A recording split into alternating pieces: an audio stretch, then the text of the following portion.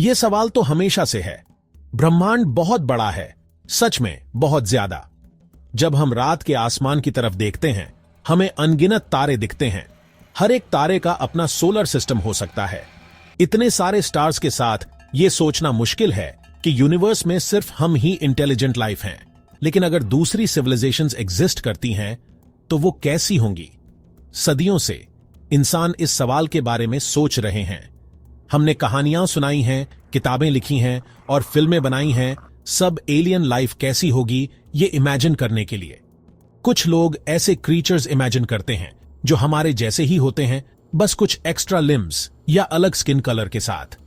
कुछ ऐसे beings imagine करते हैं जो इतने अजीब और अलग होते हैं कि हम उन्हें समझ ही नहीं सकते। सच तो यह है कि हमें कुछ पता नहीं है कि क्या एक्सपेक्ट करें। यूनिवर्स अनंत संभावनाओं की जगह है और लाइफ के फॉर्म्स भी उतने ही लिमिटलेस हैं। लेकिन इसका मतलब यह नहीं है कि हम स्पेक्युलेट नहीं कर सकते। चलो एक साथ एक जर्नी पर चलते हैं, एक जर्नी जो क्यूरियोसिटी और वंडर से भरी है।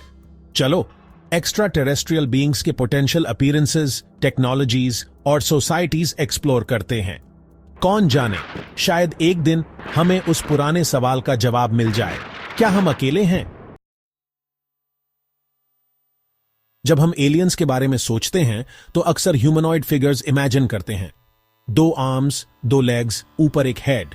लेकिन हमें यह क्यों मान लेना चाहिए कि दूसरे प्लैनेट्स पर लाइफ उसी तरह इवॉल्व होगी जैसे अर्थ पर हुई? दूसरे प्लैनेट्स के कंडीशंस हमारे प्लैनेट से बहुत अलग हो सकते हैं। एक ऐसे प्लैनेट की कल्पना करो जहां अर्थ से ज्यादा ग्रेविटी हो। वहां की लाइफ छोटी और मोटी हो सकती है, मजबूत हड्डियों और ताकतवर मसल्स के साथ ग्रेविटी के पुल को सहने के लिए। या एक ऐसे प्लैनेट के बारे में सोचो जो हमेशा अंधेरे में डूबा रहता है। वहां के क्रीचर्स में बायोल्यूमिनेसेंस इवॉल्व हो सकती है, अपने शरीर का यूज करके दुनिया को रोशन करने के लिए। वो अपने एनवायरनमेंट में नेविगेट करने के लिए हाईली सेंसिटिव सोनर या दूसरे सेंसरी ऑर्गन्स भी डेवलप कर सकते हैं। संभावनाएं सचमुच अनंत हैं। एलियंस माइक्रोस्कोपिक हो सकते हैं या प्लैनेट से भी बड़े।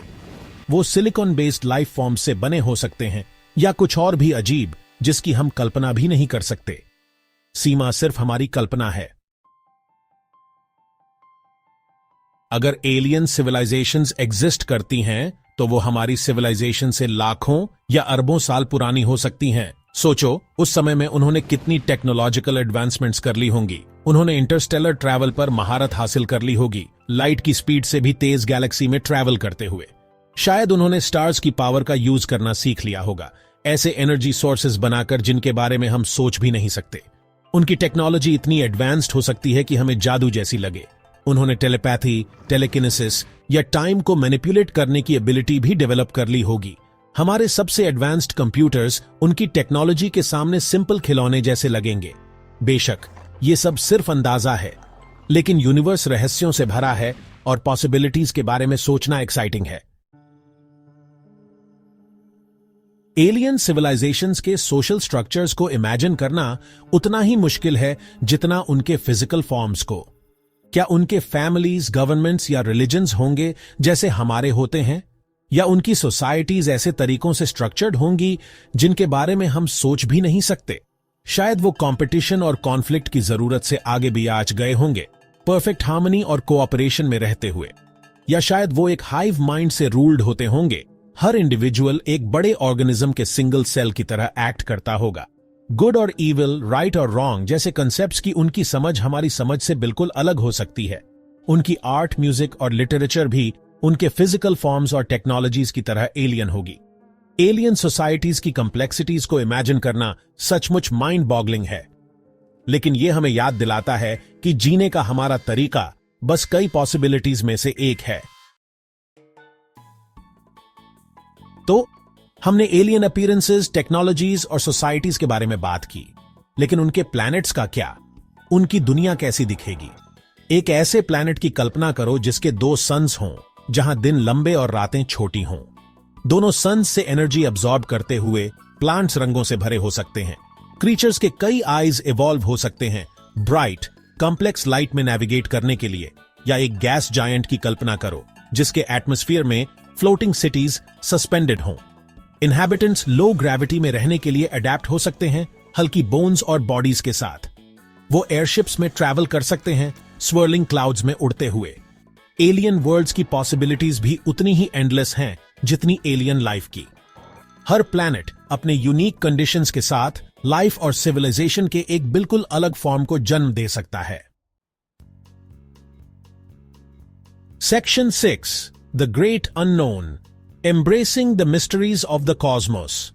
यह याद रखना जरूरी है कि अब तक हमने जो कुछ भी डिस्कस किया है वो सिर्फ स्पेक्यूलेशन है। हमारे पास एलियन लाइफ का कोई कॉन्क्रीट एविडेंस नहीं है। एलियन सिविलाइजेशंस की तो बात ही दूर है, लेकिन पता है यही चीज एक्स्ट्रा टेरेस्ट्रियल लाइफ की सर्च को इतना एक्साइटिंग बनाती है। यूनिवर्स अननोन से भरा है और हमने इसके मिस्ट्रीज की सरफेस को बस थोड़ा सा ही स्क्रैच किया है।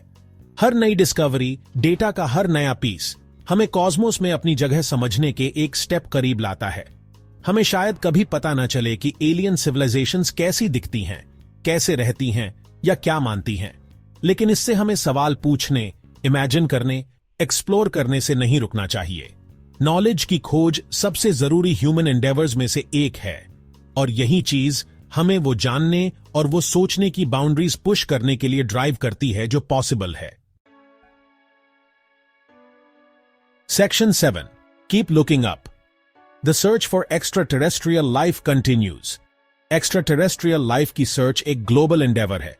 दुनिया भर के साइंटिस्ट्स अर्थ के बाहर लाइफ के साइंस खोजने के लिए सोफिस्टिकेटेड टेलीस्कोप्स, प्रोब्स और दूसरे इंस्ट्रूमेंट्स का यूज कर रहे हैं। हम रेडियो सिग्नल सुन रहे हैं, एक्सोप्लैनेट्स के एटमॉस्फेयर्स में बायोमार्कर्स खोज रहे हैं और मार्स और यूरोपा जैसे हमारे सोलर सिस्टम के दूसरे वर्ल्ड्स पर प्रोब्स भी भेज रहे हैं। एलियन लाइफ का जरा सा भी हिंट मिलने की पॉसिबिलिटी, चाहे वो सिंगल सेल्ड ऑर्गेनिज्म हो या कॉम्प्लेक्स सिविलाइजेशन, एक पावरफुल मोटिवेटर है। इसलिए रात के आसमान को देखते रहो और अपनी इमेजिनेशन को वाइल्ड होने से मत डरो। यूनिवर्स अजूबों से भरा है और कौन जाने अगर हम सर्च करते रहें तो क्या मिल जाए। Section 8, join the conversation, what do you think? आपको क्या लगता है एलियन सिविलाइजेशंस कैसी होंगी? उनके पास किस तरह की टेक्नोलॉजीज हो सकती है? उनकी सोसाइटीज कैसे स्ट्रक्चर्ड हो सकती है? नीचे कमेंट्स में अपने थॉट्स, थ्योरीज और वाइल्डेस्ट इमेजिनिंग्स शेयर करो। चलो कॉन्वर्सेशन जारी रखते हैं और पॉसिबिलिटीज को साथ एक्सप्लोर करते हैं। और इस वीडियो को लाइक करना, चैनल को सब्सक्राइब करना और नोटिफिकेशन बेल को हिट करना मत भूलना ताकि आप YKP फैक्ट्स का कोई एपिसोड मिस न करें। Section 9, stay curious my friends. Universe एक विशाल और रहस्यमयी जगह है, वंडर और पॉसिबिलिटी से भरी हुई। कभी सवाल पूछना बंद मत करो, कभी एक्सप्लोर करना बंद मत करो और अपनी क्यूरियोसिटी की भावना कभी मत खोना। अगली बड़ी डिस्कवरी बस कॉर्नर के आसपास हो सकती है। अगली बार तक ऊपर देखते रहो।